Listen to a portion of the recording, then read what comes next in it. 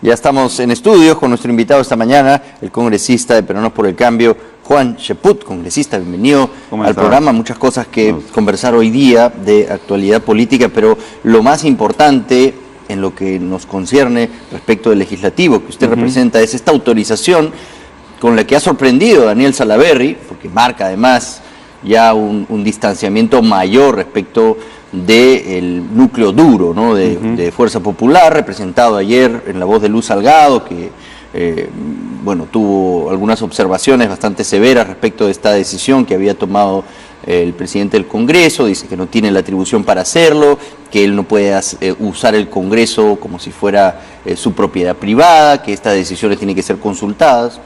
Y finalmente le ha dicho que no es así, que esto tiene que cumplirse porque es finalmente un fallo del máximo intérprete de la Constitución, que es el Tribunal Constitucional. Así es.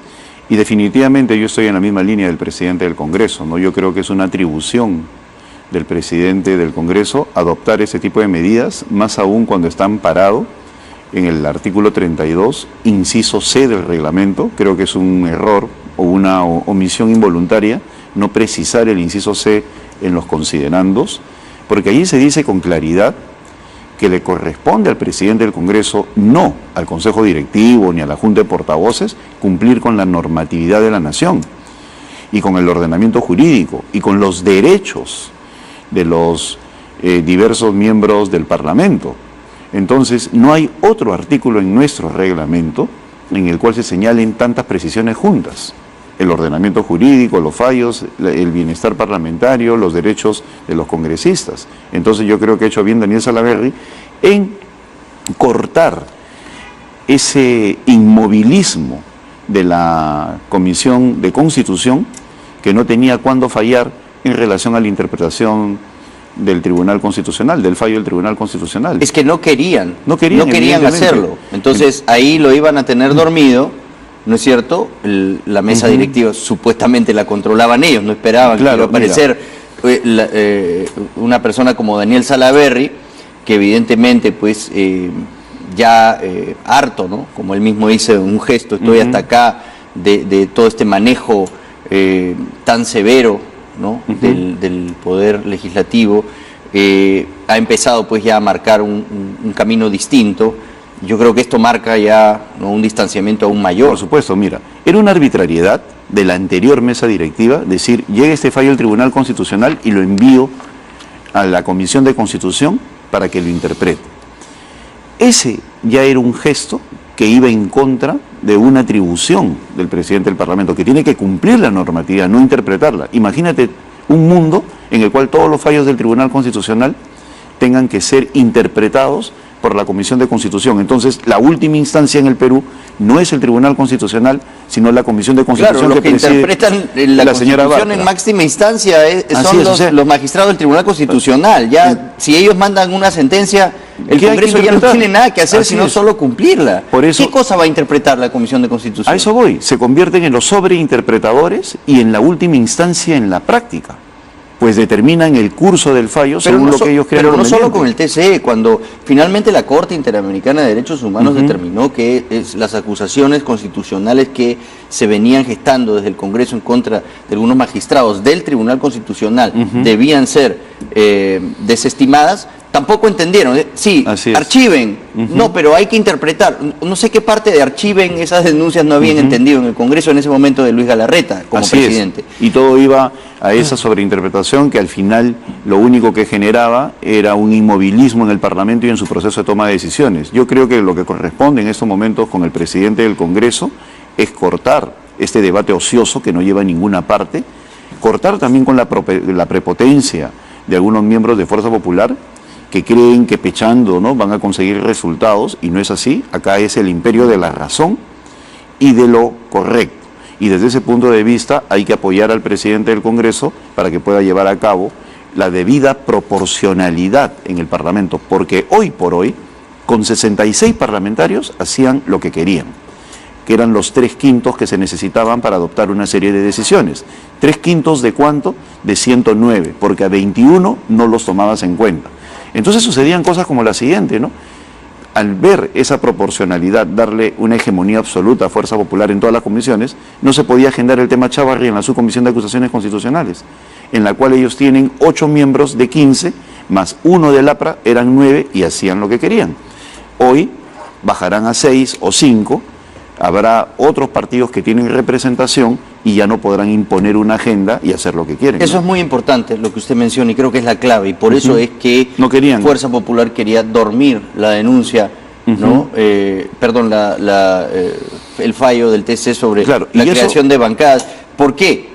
Porque, y lo vemos con la presencia de Rosa Bartra el viernes, ¿no? En la oficina del fiscal de la Nación, un día antes de la apelación por la prisión preventiva de Keiko Fujimori, una visita que además no está registrada, entra por el ascensor privado, que ella después, ante tantos testigos que la vieron, no pudo negarla. Pero ayer Karina Beteta ha dicho que esa reunión era de carácter personal, cuando Rosa Bartra ha dicho no, era una reunión formal con la cabeza pues, del Ministerio Público por la nueva ley de justicia, ¿no? La reforma judicial que está en ciernes y que evidentemente va a pasar por la Comisión de Constitución. Esa intención, al parecer, era de intimidar al fiscal de la Nación, decirle, oiga, usted está aquí porque nosotros lo sostenemos, porque tenemos archivadas sus denuncias en la subcomisión de acusaciones constitucionales. Pero si usted no empieza a hacer lo que nosotros consideramos es para lo que lo tenemos ahí, es empezar a ya tomar decisiones más severas, sacando al fiscal Rafael Vela, que seguramente resultará en la renuncia de José Domingo Pérez, y que ya eso se concrete a fin de año, que parece es el gran plan, ¿no? De Fuerza Popular a través de quien fue calificado, ¿no? Como un rehén por el juez Richard Concepción Carhuancho, entonces va a tener que empezar a cumplir con estas cosas. Si ellos pierden el control de la subcomisión de acusaciones constitucionales, ya no van a poder intimidar. Pierden esa influencia, no van a poder intimidar a nadie. Y por otro lado, no existen pues ese tipo de reuniones personales. Ella no puede poner en práctica lo que aparece en el chat La Botica, visitando e intimidando al fiscal de la Nación. Aún más, eso ya tiene efectos en la marcha de la Fiscalía, porque luego de esa reunión, por esas cosas del destino que nadie se puede explicar, el fiscal Chávarri le pide información a Domingo Pérez y al fiscal Vela sobre el caso Lavallato. Se ha ido a darle órdenes. O sea, ¿qué tiene que pedirle justo después que lo visita la señora Bartra? Entonces, en términos políticos no existen este tipo de acercamientos personales, ¿no? Acá ha habido un afán de lograr algo, un objetivo concreto en términos políticos o jurídicos, y eso es inaceptable.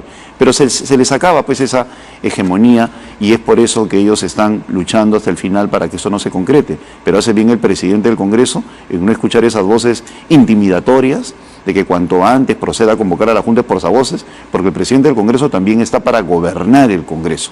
Y la gobernanza del Congreso pasa por la decisión acertada. Y la decisión acertada tiene que tener un marco jurídico. Y ese marco jurídico son las leyes del Perú, los fallos del Tribunal Constitucional y nuestro reglamento. Entonces, hace bien el presidente en poner en marcha esta nueva distribución. ¿Cómo va a cambiar la subcomisión de acusaciones constitucionales? Usted además es autor de una de las denuncias en contra de Pedro Gonzalo Chávarri. Bueno, yo no puedo hacer denuncias porque soy miembro de la subcomisión, pero sí usted fui delegado por la subcomisión para ponerla, ya fue desechada, fue mandada al archivo, pero hay otras que ni siquiera se agendan. En este caso todavía ¿cuáles son no las que faltan? Falta una del propio, bueno, una muy importante, hecha por Gino Costa. ¿Esa en qué? ¿Cuál es la denuncia exactamente? La de Gino Costa es también contra el fiscal Pablo Chávarri, y hay otra en la cual ya los indican como parte de una organización criminal.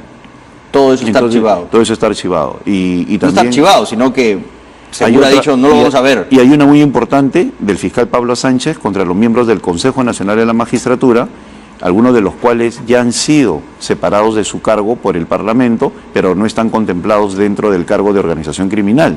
En este caso el fiscal Pablo Sánchez sí contempla esa figura y tampoco se está viendo en la subcomisión. Claro, que es lo que trataron de hacer con César Inostroza, ¿no? Así es, y César Inostroza fue tan evidente y causó tanto rechazo que tuvieron que recular y incluir la acusación lo que sucede de es organización criminal, ¿no? En el caso de la primera denuncia constitucional, en la cual está involucrado el señor Inostroza y los miembros del Consejo Nacional de la Magistratura, la figura no estaba tan clara para los miembros del Consejo Nacional de la Magistratura. Por eso es que todas las fuerzas políticas votan en contra. Pero en otras, y uno tiene que ceñirse a lo que se plantea en la denuncia constitucional. Pero en esta otra del fiscal Pablo Sánchez ya hay nuevos indicios que nos llevan a esa figura. Ahora, tu pregunta va a cómo se configurará eso.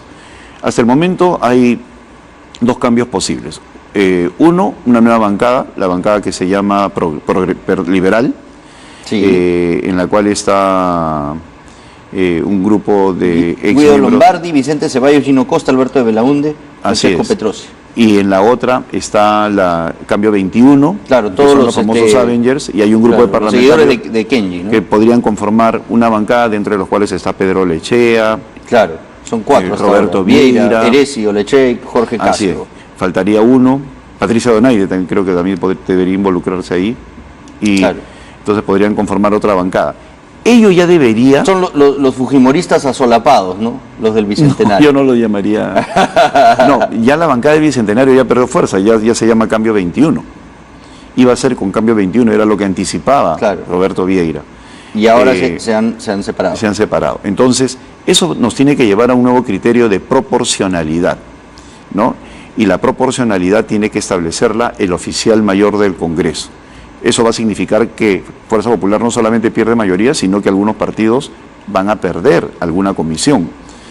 Claro, y además con los votos que tienen, o sea, para portavoces ya esto se suma, el número de congresistas representados. Ya sube a 120. Usted dice, son 109, ahora son 100, ya están todos. Claro, 120. Entonces 120, 3/5 es 0,6, por 120 necesitan 72 congresistas. Ya. Entonces ya no les basta el APRA.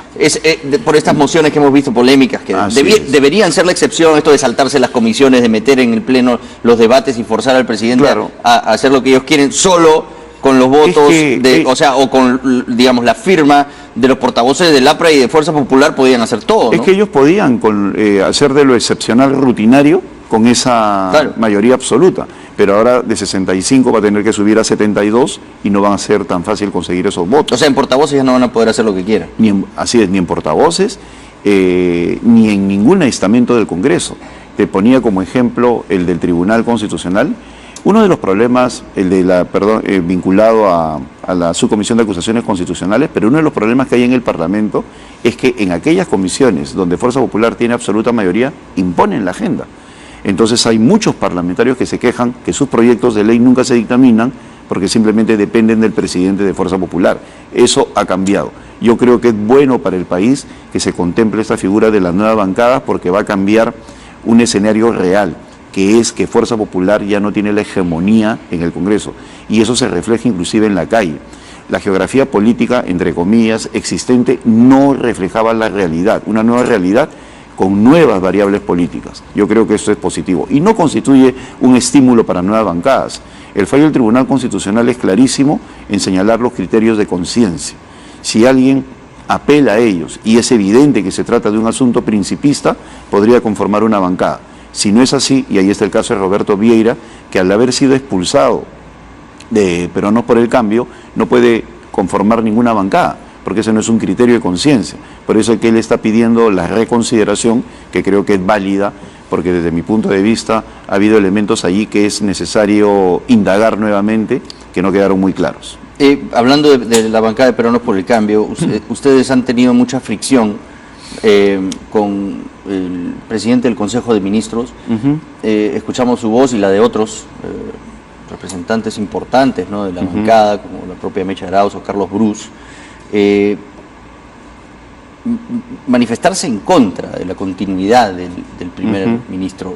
¿Cómo continúa este desencuentro que hay con el Ejecutivo y qué tanto pueden ustedes negociar con el presidente para que pueda ya finalmente la bancada tener una mejor relación con el Ejecutivo? Yo creo que todas las personas mencionadas y el propio César Villanueva tienen el nivel de madurez suficiente para darnos cuenta de que esto ha sido una suerte de desfleme, en el cual hay una posición nueva, en la cual el presidente del Consejo de Ministros ha dicho que tiene la disposición para hablar, y de parte de los miembros de Peronos por el Cambio... Pero usted ha sido muy duro contra él.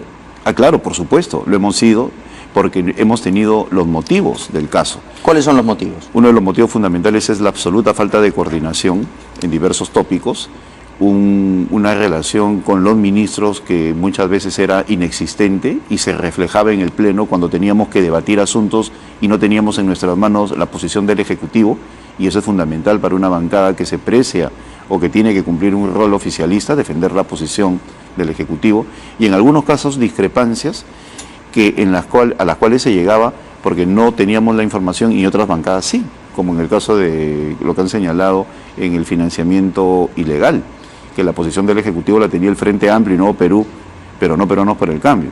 En todo caso, esas circunstancias del pasado...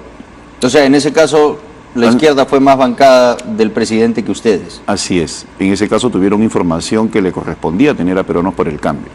Entonces, esa circunstancia... O sea, cuando la oposición acusa a la bancada de izquierda, las dos, de ser la verdadera bancada oficialista, ¿tienen razón? Una circunstancia no la convierte en oficialista, ¿no? Yo creo que en ese momento hubo un nivel de coordinación con el ministro de Justicia mayor que el nuestro, motivada porque el ministro de Justicia tiene un mayor acercamiento a la nueva bancada liberal, la que se denomina ahora como liberal. En todo caso... ¿Usted se ve más cerca de esta bancada? No, yo me veo como parte de Peruanos por el Cambio, no encuentro motivo como para renunciar. Peruanos por el Cambio es PPK, Pedro Pablo Kuczynski. ¿Podría ¿Son leales aún al expresidente? ¿Cómo? ¿Son leales aún al expresidente? No, es un nombre con el cual ganamos las elecciones y obviamente tenemos que honrar, ¿no? Peruanos por el Cambio, claro, porque, más allá de la sigla digamos, presidencial. El gran gestor evidente de la caída de PPK en la vacancia fue César Villanueva. Él prometió que no iba a asumir ningún cargo cuando fuera presidente Martín Vizcarra si caía PPK. Finalmente hizo caso omiso de lo que él mismo declaró públicamente, lo cual lo hizo quedar pésimo, por cierto, y asumió, ¿no?, la presidencia del Consejo de Ministros, lo cual nos siembra toda clase de dudas respecto de cuáles fueron sus verdaderas intenciones al plantear la vacancia. Tenía un interés político, había pactado con Martín Vizcarra que él fuera el operador político de la vacancia para luego ser premiado con la presidencia del Consejo de Ministros. ¿Eso es algo que ustedes contemplan o que guardan cierto rencor o rechazo por esta inconducta ética, al menos? El que se debería sentir indignado todavía soy yo, porque tú estás trayendo al presente una circunstancia en la cual yo tuve el protagonismo, fui el eje central de esta disconformidad con el nombramiento de César Villanueva. En ese momento, ninguno de mis compañeros me acompañó. O sea, bueno, ahora sí lo acompañan. Yo decía claramente en ese momento, antes que lo nombraran, que él, habiendo sido el eje de la vacancia, no podía ser premier. Y él dijo, inclusive señaló con estas palabras, porque en realidad sí hay una amistad independientemente de las diferencias políticas. Mi amigo Juan Cheput dice que yo voy a ser premier y no va a ser así. Bueno, sí, claro, no, se lo anunció a todo el mundo y al final lo fue abiertamente. Entonces luego se limaron las asperezas y en la actualidad, como consecuencia de este intercambio de opiniones público, que lamentamos dicho sea de paso, ya se ha llegado a una nueva situación en la cual hay un proceso de conversación que esperemos madure y que se refleje en un trabajo mucho más coordinado. ¿Se iban a reunir en un Consejo de Ministros en Palacio? Finalmente eso no se va a dar. ¿Qué es lo que ustedes piden? Primero hablar con el presidente a solas. Mira, esa fue una decisión de la bancada que lamento que se haya hecho pública, porque el presidente merece todo el respeto del caso. Y una invitación del presidente que se haga pública, algo que se ha hecho de manera discreta, creo yo que es una disonancia, ¿no?, por decir algo elegante. O poco elegante en todo caso. Poco elegante, anunciarla, ¿no? Pero ya dada esa situación, yo creo que hay que reconstruir los lazos, porque lo cierto es lo siguiente: el presidente, sea cual sea el grupo político que lo acompañe, necesita una bancada. Y digo sea cual sea, porque no se puede llegar a un nivel de rotura en el cual el presidente tenga la necesidad de acercarse a otras bancadas, que podría darse esa situación, y tendría todo el derecho del mundo. Pero Carlos Tubino dice que no necesita una bancada porque es un dictador. Bueno, ese es un exceso de Carlos que pero yo parece lamento. De verdad no necesitar una bancada. No. Y ustedes mismos han dicho, parece que no la necesitan. Lo que sucede es que cuando tú tienes una alta popularidad, puedes creer que no necesitas una bancada.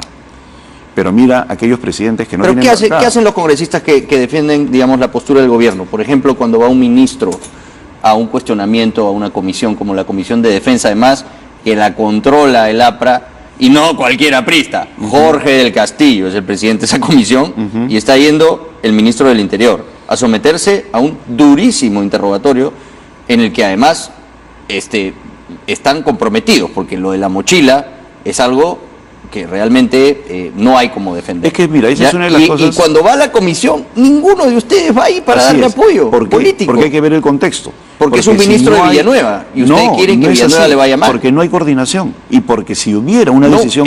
Lo que nosotros hemos conocido es que el presidente le dijo a Morán, usted va a estar solo, porque no tenemos bancada. Ah, bueno, yo no sé si le habrá dicho eso, pero yo creo que es un error que él haya asistido, por una sencilla razón. Yo soy de los que piensa de que hay tantos hechos alrededor de eso. Pero ninguno de ustedes se enteró que iba a ir el ministro Morán. Por supuesto, pero nosotros yo tenía...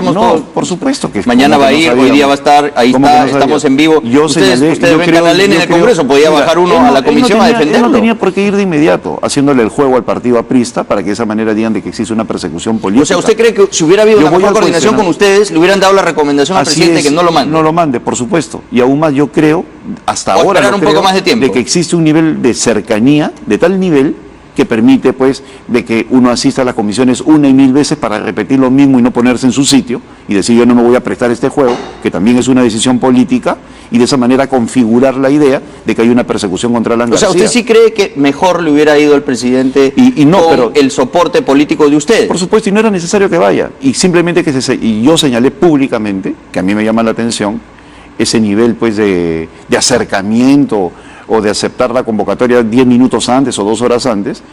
Ahí vimos en imágenes en la comisión a Miguel Hidalgo, quien es el que lo nombra a Morán cuando era ministro. En este canal, Jorge Meléndez dijo, el ministro tiene que renunciar si eso es cierto. ¿Y quién saltó hasta el techo? Los miembros del Partido Aprista. ¿Por qué va a renunciar?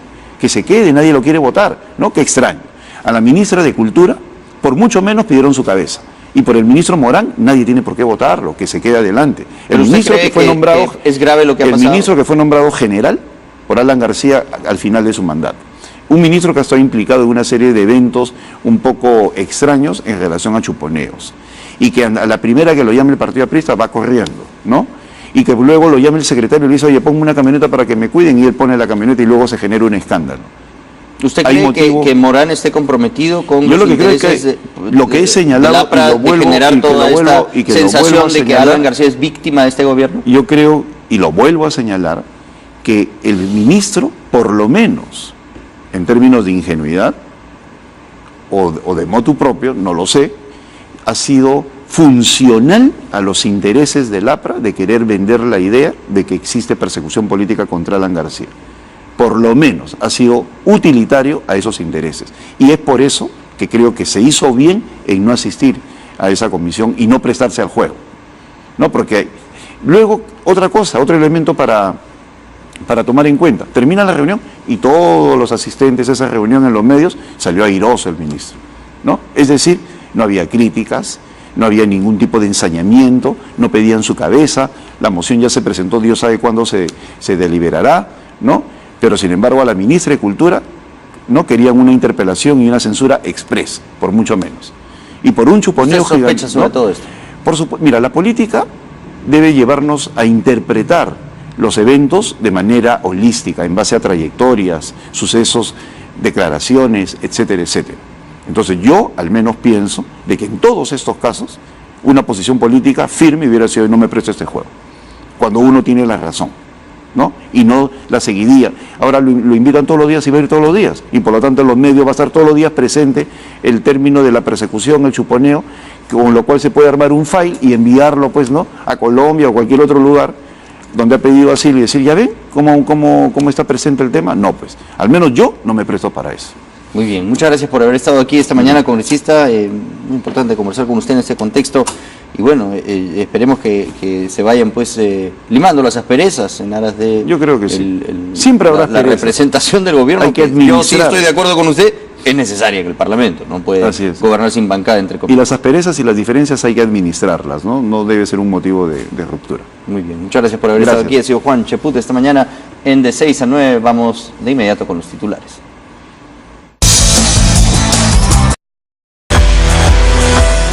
Amigos de 6 a 9, buenos días, ¿cómo están? Esta mañana nos acompaña para la entrevista política el vocero de la bancada de Fuerza Popular, el congresista Carlos Tubino. ¿Cómo está, congresista? Buenos días, Mario, y buenos días a las personas que vienen al programa.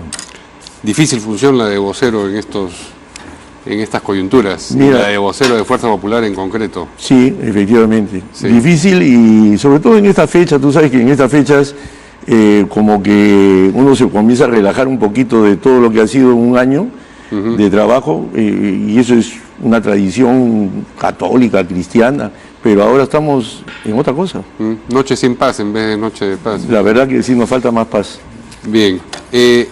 Ha estado usted en el centro de la noticia a raíz de varios comentarios en los que se ha referido al presidente Vizcarra como un dictador. Dijo usted originalmente, él ahora es un dictador, no necesita bancada, no necesita el Congreso. Sin embargo, poco después, en esa misma entrevista, dice, yo no digo que sea un dictador, lo que digo es que está mal asesorado. ¿Cuál de las dos afirmaciones es la que se ajusta a su opinión? Yo sí he usado esa palabra, pero para referirme a que hemos visto en el presidente actitudes de un dictador, ¿no? Y entonces, ¿qué significa eso? Por ejemplo, nosotros que hemos hecho todo un proceso interno de analizar lo que hemos venido haciendo en el Congreso, sí estamos convencidos que tenemos que cambiar el perfil, adoptar una posición más dialogante, en fin. Entonces, hemos estado en esa posición. Nosotros pensamos que, y nos hemos equivocado, que cuando concluía el referéndum, las cosas cambiaban en nuestra relación con el Poder Ejecutivo. Pero nos sorprendió muchísimo el mensaje del presidente, porque el mensaje del presidente podríamos catalogarlo en algunos puntos como una actitud de soberbia, una actitud siempre contra el Congreso, nunca resaltando nada positivo del Congreso, ni una palabra, y en el Congreso hacemos cosas buenas por este gobierno, por los peruanos, no por este gobierno, por los peruanos. Entonces, por ejemplo, el día lunes, el ministro de Economía, que es un ministro dialogante con el Congreso, aprobamos muchas leyes, más de 5 o 6 leyes importantes para la economía peruana, con la oposición de Nuevo Perú y el Frente Amplio. Entonces, por ejemplo, muy rápido, por ejemplo, se sacó la ley que promueve la inversión pública y desarrollo de la Amazonía, ley que prorroga la exoneración del IGB a los alimentos en la canasta del consumo familiar, la ley del agrobanco, ley que prorroga un año el beneficio de devoluciones de IGB para las adquisiciones en la etapa de explotación de minería y hidrocarburos. Entonces, son cosas positivas, pero nadie la menciona, solamente... Pero el hecho de no mencionarlas lo convierte en un dictador al presidente Vizcarra. Porque usted también ha dicho, nosotros tenemos que bajar el tono, sí, el presidente también. Pero primero, se suponía que el tono ya lo habían bajado desde el momento en que usted asume la vocería de Fuerza Popular, y luego pasan las semanas y dicen, tenemos que bajar el tono como si fuese un compromiso adquirido a futuro y no estuviese ya en marcha. Y luego, mientras que dice que tiene que bajar el tono, dice que es dictador, aunque luego después matiza y dice se comporta como un dictador. Mira, yo lo que digo es que acá realmente todos tenemos que cambiar de actitud. Y todavía eso, es un reto a futuro, no está en marcha esto. Es que si yo adopto una posición y luego la otra parte no la asume, ¿qué hago? Entonces yo tengo Vuelve a la posición original de hostilidad. Y tengo que decirle, oye, zamaquearte un poco y decirte, oye, yo estoy en otro switch, no soy en el switch que tú estás diciendo. Y entonces yo creo que al final esto se puede, ojalá que se entienda y que las cosas se hagan de otra manera. Y el día de ayer, está en el rol de zamaquear entonces al presidente. No es el rol de zamaquear, el rol de hacer reflexionar, porque parece que él tuviera... pero digamos, de espabilar. Claro, pero parece que él tuviera asesores de imagen política que están viendo la imagen del presidente, pero no ven todo el contexto de lo que es la política peruana. Ahí tiene un asesor argentino que seguramente ve su imagen política. Pero la imagen política... ¿Hay un problema con que sea argentino? No. Acá lo que hay problema es de que sea una persona que no conoce todo el contexto de hoy y lo que el pueblo peruano demanda y pide a los políticos, y entonces al final genera una situación totalmente innecesaria con el Congreso. Pero la responsabilidad es del presidente, no de los asesores, ¿no? A veces criticar a los asesores es una manera indirecta de criticar al presidente. Pero claro, no, por supuesto que la responsabilidad es de él al final, pero yo creo que acá no podemos llevarnos por solamente tratar de levantar una imagen política y no en temas relacionados a lo que nos debe preocupar, que es buscar lo mejor para todos los peruanos. Otra declaración suya que creó controversia un poco antes, el 11 de diciembre, fue la que tiene que ver con la situación del coronel Colchado de la policía. Usted dijo, acá el tema es más profundo porque se ha derivado de repente, sin querer queriendo, en la creación de una policía política. Luego dijo a través del Twitter, no digo que se ha creado una policía política, sin embargo sí lo dijo, ahí está la palabra creación. Claro que lo dije. Entonces, nuevamente claro. Es dictador, pero no digo que sea dictador, creación, pero no es creación. Pero acá lo que sucede es lo siguiente, y esto es manejado por los fiscales, más que por la policía. Entonces, hoy día tenemos toda una forma de actuar frente a las organizaciones criminales. Y eso lo hicimos en el Congreso. Pero ahí están los diarios del Congreso, nunca se habló de otra cosa más que de narcotraficantes cuando se vio esta ley de secuestradores y el crimen organizado internacional. Sucede que ahora a un partido político que es el nuestro, dice no, ustedes son parte de una organización criminal. Entonces, hay toda una legislación y una forma de actuar con la policía frente a estas organizaciones criminales que al final nos han chantado encima. Pero se ha creado una policía política, la Gestapo era una policía política. Claro que sí, pero sí acá, acá lo que se ha hecho nadie lo ha creado, ha devenido en eso. Entonces si yo... Ha sido una derivación espontánea, digamos. No es espontánea, adrede por los fiscales. Y entonces los fiscales agarran, tienen a la DIVIAC, que es para justamente perseguir a estas organizaciones criminales, que ha hecho buenos trabajos, por supuesto que sí, pero de ahí agarrar a un partido político, endosarle este tema, y entonces ya tengo el aval para perseguir a toda esta gente del partido político. Entonces termino persiguiéndolos. Y por otro lado, peor aún, yo he ido a la DINANDRO, y el DINANDRO tiene el sistema Constellation. Yo mismo le he hecho la pregunta al fiscal que tiene a su cargo todo lo que se está chuponeando de organizaciones criminales, y le pregunté, le dije, señor fiscal, Fuerza Popular está siendo investigada como organización criminal. ¿Usted podría disponerse desde acá que se chuponee los teléfonos nuestros? ¿Y qué me dijo? Sí, señor, me dijo. No de los congresistas, pero sí de los demás. Entonces, ¿qué es eso? Estamos frente a una modalidad de persecución de un partido político que criminaliza la política. De repente nadie lo ideó. Yo no digo, por ejemplo, que el presidente pueda estar atrás de eso. No, el presidente no sabe estas cosas. Acá hay otras personas que manejan esto. Hablar de creación de la policía política fue un exceso. No, creación no. No se ha creado. Le estaba leyendo bueno, pero entonces es un exceso esa palabra, claro. Creación no. Es difícil, me imagino, pero cuando uno tiene que ser vocero de una bancada, tiene que cuidar lo que modula con esa voz. Sí, estoy de acuerdo y me voy a modular en las cosas en las palabras que puedo haber dicho que no son las correctas. Sí. Y que no digo moderar, digo modular, o sea, modular, en el sentido de lo que uno formula o deja de formular a nombre de la bancada. Estoy de acuerdo, claro, y también le pido al presidente, aprovecho tu programa, para que también module sus palabras con relación al Congreso. Para que la modere, era usted. O la modere. Sí, que son dos cosas ligeramente distintas. Luego hay otro asunto que es el que se ha desatado en el Congreso a raíz de que el presidente del Legislativo, el señor Daniel Salaverry, ha autorizado la formación de nuevas bancadas en el contexto de lo que estableció el Tribunal Constitucional tiempo atrás. Usted, a través de un documento con firmas de representantes de varias otras bancadas, lo solicitó que se llamase a la Junta de Portavoces. Eso no va a ocurrir. Ya dijo Salaverry que no ve necesidad, que estamos en fiestas, en fin. ¿En qué queda esa situación? Claro. Mira, este es un tema que yo considero que es bastante serio. No, mi bancada y muchos congresistas de otras bancadas también. ¿Cuál es el tema? El tema principal es el siguiente. Ya hace algunos meses atrás se presentó una demanda de inconstitucionalidad contra una resolución legislativa del Congreso, en la cual trataba de modificar el artículo 37 de la Constitución para fortalecer a los grupos parlamentarios. Al final esto llega al Tribunal Constitucional, el Tribunal Constitucional, para declarar fundada esa demanda y decir que era inconstitucional esto, necesitaba 5 votos. No tuvo los 5 votos, tenía 4. Entonces usó un as bajo la manga. Dijo, ¿cómo sabía que no tenía los 5 votos? ¿Sometió a votación y perdió? Es público. No sé, pero es público. Sabía.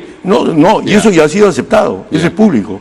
O sea, y entonces con 4 votos que tenía el tribunal, sí le da derecho a poder interpretar artículos de este reglamento.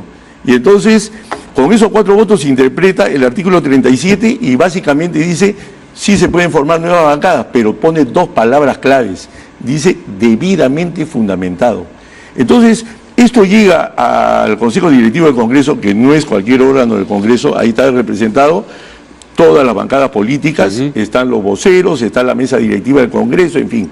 Entonces, ahí se pidió una cuestión previa, que es un tema de debido cumplimiento, obligatorio cumplimiento por parte de quien preside, que es el presidente del Congreso, en la cual se le pide que se interprete esto, porque nosotros somos abogados, ¿no? Que se interprete esto que está diciendo el debido, debidamente fundamentado y todo este tema. Entonces, se envía esto a la Comisión de Constitución y con votación, y vamos a ponerlo así y ser claros, y bueno, hay una demora en que la Comisión de Constitución defina este tema.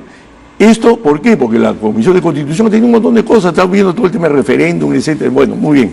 Entonces, hoy la ciudadanía nos pide a todos, los políticos, que seamos dos cosas, con dos características: cero corrupción, máxima transparencia. Si tú eres una persona transparente, yo soy el presidente del Congreso y estoy preocupado con este tema, convoco al Consejo Directivo, le envío un documento a la Comisión de Constitución, llamo a la Comisión de Constitución y le digo, bueno, defínanse. Pero no dice absolutamente nada, y de buenas a primeras, el día de ayer... ¿No es potestad suya, hacer lo que en efecto ha hecho?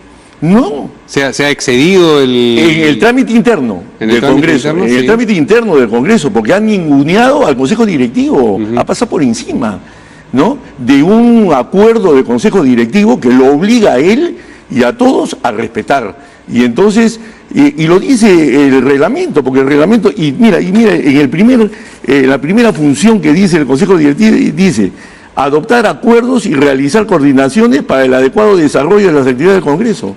Eso no. Entonces, él ha salido por la tangente, como se dice, ha ninguneado los procedimientos internos del Congreso, pero nosotros también tenemos nuestros procedimientos que están en el reglamento. ¿Y es por eso que ha dicho usted que se está contagiando el talante dictatorial de Vizcarra? Claro, porque Vizcarra, por ejemplo, hace pocos días que convoca... Eso lo ha dicho ahora, esta mañana, ¿no? Claro, sí, pero yo, claro que lo he dicho. Pero mira, hace unos días atrás, el presidente de la República convoca a los poderes del Estado, y donde siempre se convoca al fiscal de la Nación. Pero como no le gusta el fiscal de la Nación y quisiera que lo cambien, entonces yo no le invito.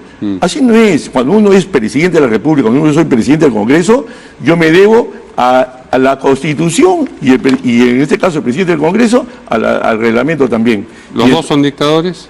No, pero tienen ese tipo de actitudes. ¿Se comportan como? Claro, tienen actitudes que no se condicen con lo que ellos deben hacer respetar. Entonces, lo hemos visto, por ejemplo, al presidente del Congreso, Salaverry, cuando ve una ley que no le gusta y que está en vamos a decir, en agenda, ¿qué hace? Agarra, se para, le deja la ley que la vea el vicepresidente y se va a su casa, o se va del Congreso. Eso yo no lo he visto nunca. Y después critica públicamente la ley, como lo ha hecho con la ley esta de financiamiento de partidos políticos. La tensión entre Salaverry y la bancada de Fuerza Popular de la que él proviene ya es absoluta. ¿Ustedes lo siguen, a pesar de la licencia, lo siguen entendiendo como un miembro? Yo sí, lo sigo entendiendo como un integrante de Fuerza Popular, pero parece que, por lo que lo veo, es que cuando hay personas que se le da poder, cambia con el poder. Y la actitud que él tiene... ¿Ese es un ejemplo?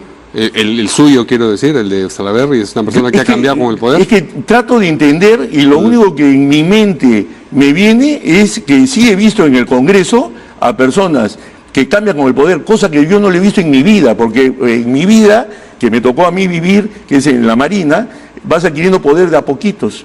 Entonces tú vas observando a la gente, ¿no? Y vas viendo quiénes pueden tener el poder de decisión en la institución en el tema de los ascensos. ¿Fue un error de Fuerza Popular elegirlo como candidato a la presidencia? Yo no puedo decir que fue un error, pero sí me sorprende, porque yo siempre le he tenido un aprecio y una estima especial a Salaverry, pero decir que esta parte, de la forma como lo he visto actuar, no le entiendo.